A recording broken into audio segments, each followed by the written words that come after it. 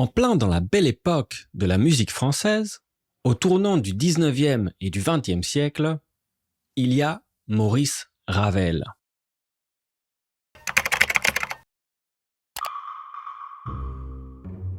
Le compositeur, dont les œuvres les plus connues sont le Boléro, la Pavane pour une infante défunte et le ballet Daphnis et Chloé, est né en 1875 dans le Pays basque, d'une mère espagnole et d'un père ingénieur.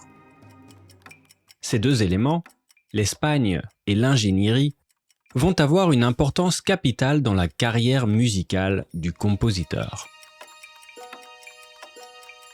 À la naissance de Maurice, sa famille déménage à Paris, où il entreprend des études musicales au conservatoire à 14 ans. Il est de caractère plutôt réservé, dandy baudelairien, c'est-à-dire qu'il affiche une froideur élégante et a horreur des étalages de sentiments. Il a une admiration sans limite pour son aîné, le compositeur impressionniste Claude Debussy. Mais cette admiration n'est pas réciproque. Debussy n'aime pas Ravel, qu'il qualifie de fakir charmeur. Sa musique le fait penser à une musique de prestidigitateur, pleine d'illusions et de styles différents. Paradoxalement, c'est justement cette magie polystyliste qui va créer la réputation internationale de Ravel.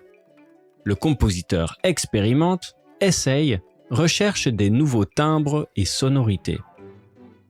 Il veut en permanence surprendre l'auditeur avec un style qui reprendrait tous les compositeurs de l'histoire de la musique.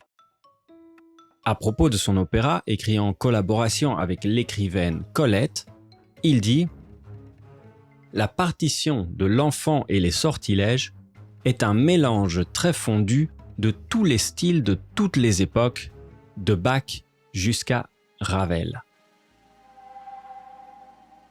Son Boléro, aujourd'hui la partition la plus jouée au monde, est un autre exemple de morceau de musique avant-garde.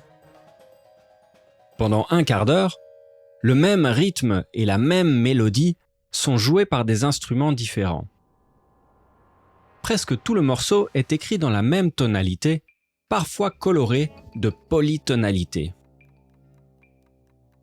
La partition, écrite dans la force de l'âge, en 1928, résume parfaitement la personnalité du compositeur. D'une part, les lignes mélodiques de type espagnol font penser au fandango et à la culture arabo-ibérique de l'Andalousie. Et les rythmes enflammés qui donnent envie de danser le flamenco rappellent l'univers maternel de Ravel qui lui tenait particulièrement à cœur. Et d'autre part, c'est dans l'ostinato régulier qu'on retrouve son univers paternel. Cette répétition à la mécanique infaillible rappelle les moments où le père Ravel, ingénieur, emmenait son fils, enfant, voir les machines industrielles sur son lieu de travail. Question. Quelle musique écoutez-vous le plus souvent ? Quel compositeur de musique classique française connaissez-vous ? Est-ce que vous êtes plutôt Debussy ou Ravel ? Quelle pièce et pourquoi ?